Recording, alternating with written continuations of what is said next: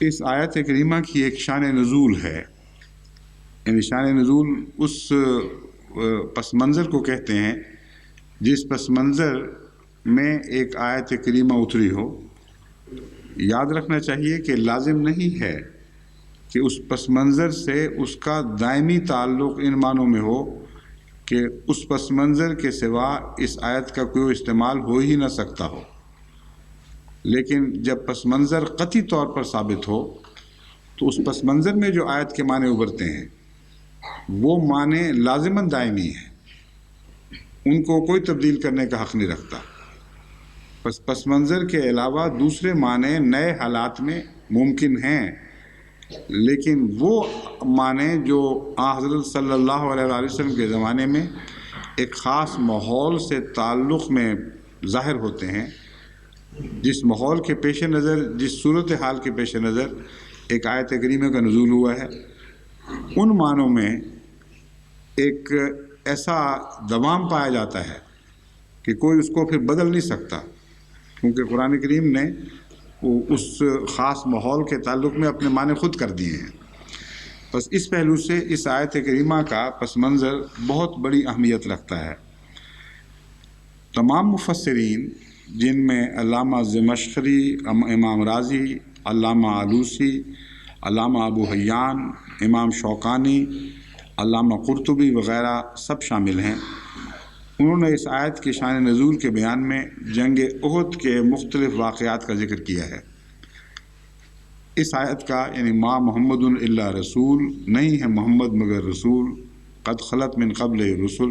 اب سے پہلے تمام رسول گزر چکے ہیں، اس کا پس منظر بتاتے ہیں کہ جب جنگ احد میں حضرت اقدس محمد رسول اللہ صلی اللہ علیہ وآلہ وسلم زخمی ہو کر لاشوں کے دوسرے ڈھیر پر جا پڑے اور کچھ عرصے کے لیے مسلمانوں کی نظر سے مخفی ہو گئے، اس وقت جو شدید بے چینی اور سراسیمگی کا عالم تھا، اس میں بعض لوگوں نے یہ مشہور کر دیا کہ حضرت صلی اللہ علیہ وسلم قتل ہو گئے ہیں، اور اس کے نتیجے میں بعض لوگوں نے حواس کھو دیے، کچھ سمجھ نہیں آتی تھی کیا کرنا ہے، کہاں جانا ہے، بعضوں کو جس طرف منہ اٹھتا تھا اس طرف دوڑ پڑے۔ تو وہ نقشہ جو ہے سارا، اس نقشے کو پیش نظر رکھتے ہوئے یہ آیت کریمہ نازل ہوئی ہے۔ مثلا اب میں آپ کو ان الفاظ میں، گزشتہ مفسرین کے الفاظ میں بتاتا ہوں۔ جنگ احد میں ابن قمیہ کے اعلان پر کہ حضرت صلی اللہ علیہ وسلم قتل ہو گئے ہیں، مسلمان ادھر ادھر بھاگنے لگے اور مختلف باتیں ہونے لگیں، تو حضرت صلی اللہ علیہ وسلم نے انہیں آواز دی اور فرمایا الیہ عباد اللہ، الیہ عباد اللہ، اے اللہ کے بندو میری طرف آؤ، حتیٰ کہ آپ کے صحابہ کا ایک گروہ آپ کے پاس آیا، آپ نے بھاگنے پر ان کو ملامت فرمائی، تو وہ کہنے لگے یا رسول اللہ، ہمارے ماں باپ آپ پر قربان، ہمیں آپ کے قتل کی خبر پہنچی تو ہمارے دل ڈر گئے اور ہم پیٹھ پھیر کر بھاگ نکلے۔ تب یہ آیت کریمہ نازل ہوئی ان کے اس جواب پر۔ اس جواب سے پتہ چلتا ہے کہ انقلاب کا یہ معنی کہ وہ مرتد ہو گیا، یہ لازم یہاں لازماً صادق نہیں آتا، بلکہ چھوڑ کر چلے جانا کے معنی بھی اس پہ یہاں صادق آتے ہیں۔ یعنی یہ معنی نہیں کیا جا سکتا کہ نعوذ باللہ تمام مومن یہ خبر سن کر اپنے دین سے پھر گئے تھے، اس لیے خدا تعالیٰ نے ان کو ٹوکا ہے۔ کچھ جن کے ذہن میں ارتداد کا خیال ہوگا، ان کے لیے یہ توبیخ ہے اور یہ تنبیہ ہے کہ تمہیں کوئی حق نہیں تھا، تم نے کیوں ظلم کیا اپنی جان پر۔ لیکن ایک بڑے مسلمانوں کے طبقے کا ذکر ہے جو وفادار تھے، جن کے دین میں کبھی کوئی رکھنا پڑا نہیں پڑا، ان کا رد عمل دوڑنے کا تھا، کیونکہ کچھ سمجھ نہیں آ رہی تھی کیا کریں۔ رسول کریم صلی اللہ علیہ وسلم کے بعد اب ہمارا اس میدان میں ٹھہرنا بے معنی سا ہو گیا ہے، یہ وجہ تھی جس کے نتیجے میں وہ دوڑے ہیں۔ تو انقلاب سے مراد مذہب سے انقلاب نہیں، بلکہ جگہ سے انقلاب، جگہ چھوڑ کر کسی دوسری طرف یا اپنے گھر کی طرف واپس لوٹ جانا۔ روایات میں آتا ہے کہ اس موقع پر بعض منافقین کہنے لگے، یہ اب منافقین کے گروہ ہے، وہ بھی انقلاب کے تابع مذکور ہے اسی آیت کریمہ میں۔ پہلے لوگ جن کا ذکر آیا ہے یہ وہ ہیں جو محمد صلی اللہ علیہ وسلم کے وفادار اور عاشق صادق تھے۔ قتل کی خبر سے وہ جھلا گئے اور سمجھ نہیں آتی تھی کیا کرنا ہے، تو وہ الٹا لوٹے ہیں، الٹا دوڑے ہیں، دین کو چھوڑ کر نہیں بلکہ ایک سراسیمگی کے عالم میں۔ دوسرے گروہ کا ذکر کرتے ہوئے لکھتے ہیں،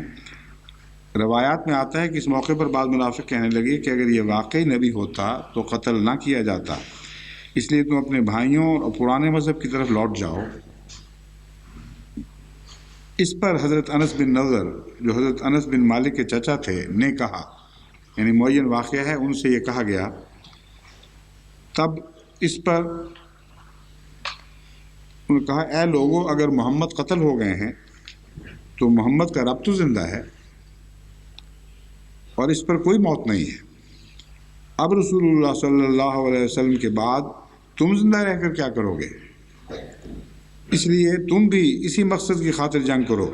جس کے لیے رسول اللہ صلی اللہ علیہ وسلم نے جنگ کی اور جس غرض کے لیے انہوں نے موت قبول کی تھی، تم بھی اسی کی خاطر مر جاؤ۔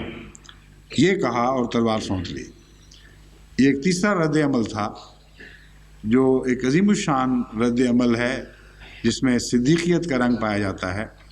کہ اگر رسول اللہ صلی اللہ علیہ وسلم فوت ہوئے ہیں تو ایک اعلیٰ مقصد کے لیے فوت ہوئے ہیں، اور آپ کے بعد ہمارے زندہ رہنے کا کیا فائدہ؟ جو سب سے اعلیٰ وجود تھا، جس نے اس مقصد کے لیے عمر پر جد و جہد کی، جب اس نے اس مقصد پر جان فدا کر دی تو ہم ادنا لوگوں کا اب زندہ رہنے کا کیا حق رہ گیا ہے؟ آؤ ہم بھی اسی مقصد پر اپنی جانیں نچھاور کریں۔ یہ کہا اور اکیلے تلوار سونت کر دشمن پر حملہ آور ہوئے اور آپ کا جسم ٹکڑے ٹکڑے کر دیا گیا، مگر ہر ٹکڑا حضرت محمد رسول اللہ کی صداقت کا گواہ بن گیا۔ ایک مہاجر سے مروی ہے کہ وہ ایک زخمی انصاری کے پاس سے گزرا جو کہ خون میں لت پت تھا، اور اسے کہا، اے فلاں شخص، کیا تجھے پتہ چلا کہ محمد شہید ہو چکے ہیں؟ اس انصاری نے کہا، اگر آپ شہید ہو گئے ہیں تو لا ریب آپ نے اپنا پیغام پہنچا دیا اور اپنے مقصد کو پا گئے، تم بھی اپنے دین پر قائم رہ کر جنگ کرو۔ بس یہ وضاحت اس لیے ضروری ہے کہ بعض لوگ یہ آیت پڑھتے ہی یا اس کا ترجمہ دیکھتے ہی سمجھتے ہیں کہ نعوذ باللہ ادھر حضرت صلی اللہ علیہ وآلہ وسلم کے وصال کی خبر پھیلی ہے اور ادھر تمام صحابہ آپ کو چھوڑ کر بھاگے ہیں۔ بعض روایت سے پتہ چلتا ہے کہ بھاگے ہیں تو محمد رسول اللہ کی تلاش میں بھاگے ہیں، آپ کی طرف بھاگے ہیں۔ اس لیے یہ جو ایک غلط تصور قائم کر لیا گیا کہ سارے صحابہ چھوڑ گئے اور نعوذ باللہ انقلبتم میں ارتداد ہی مراد ہے، یہ درست نہیں ہے۔ بعضوں کا پھر جانا مراد ہے اور وجود کے لحاظ سے عملاً اپنے جسمانی وجود سے چلے جانا،